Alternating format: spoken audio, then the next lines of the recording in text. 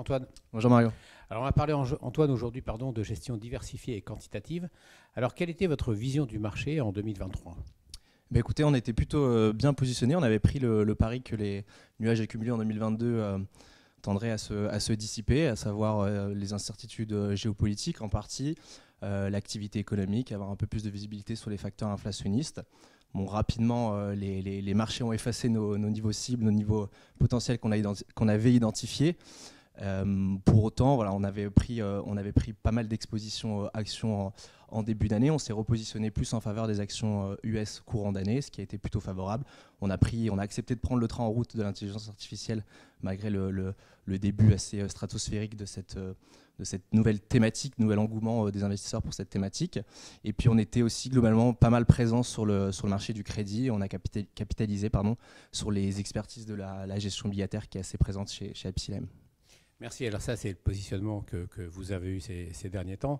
Quel est le positionnement maintenant pour la fin de cette année, par exemple, voire le début de l'année prochaine ? Et on est repassé un peu plus prudent, concrètement un peu tôt par rapport à la progression des marchés qu'on continue à grappiller quelques points cet été. Pareil sur le segment obligataire, on s'est fait prendre de court par cette dernière, on va dire, jambe de hausse sur les taux particulièrement longs et plus les taux courts.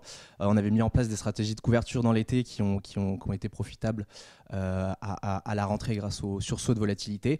Et plus récemment, puisque le contexte est un petit peu différent. On avait identifié fin octobre, que le marché était sur le point de capituler. Si on parle de l'Eurostoxx 50 sur les niveaux de 4000 points, si on parle des taux à 10 ans sur les 5%. Et voilà, le marché est parti très vite, très fort début novembre. On avait pris le pari d'un rallye haussier de fin d'année dans le cadre d'un contexte un peu plus confortable sur la macro, pas parfait mais quand même plus confortable que ce qu'on avait connu en fin d'année dernière, et également dans le cadre d'un repositionnement un peu massif des investisseurs propice en cette période de fin d'année.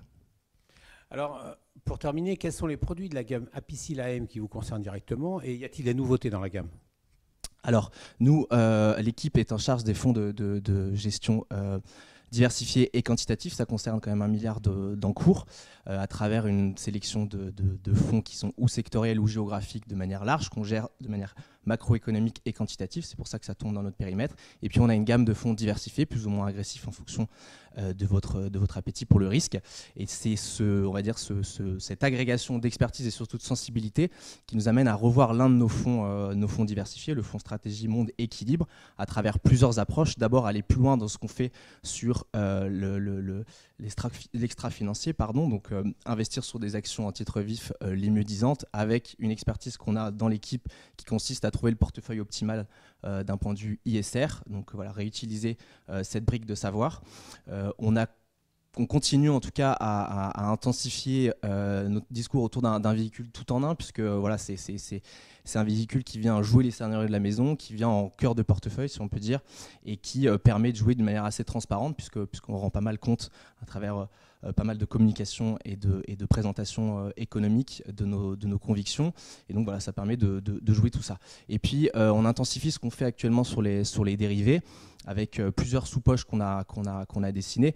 L'enjeu étant d'aller capturer d'autres primes de risque, pardon, pour le jargon financier, ou plutôt d'autres opportunités présentes sur d'autres segments, sur d'autres classes d'actifs. Et donc voilà, on a identifié 3 sous-groupes, aller récupérer ce qui se fait le mieux dans la gestion de produits structurés, donc identifier des actions qui ressortent le mieux au regard de ces caractéristiques spécifiques à cette classe d'actifs-là, et sur des secteurs sur lesquels on est à l'achat.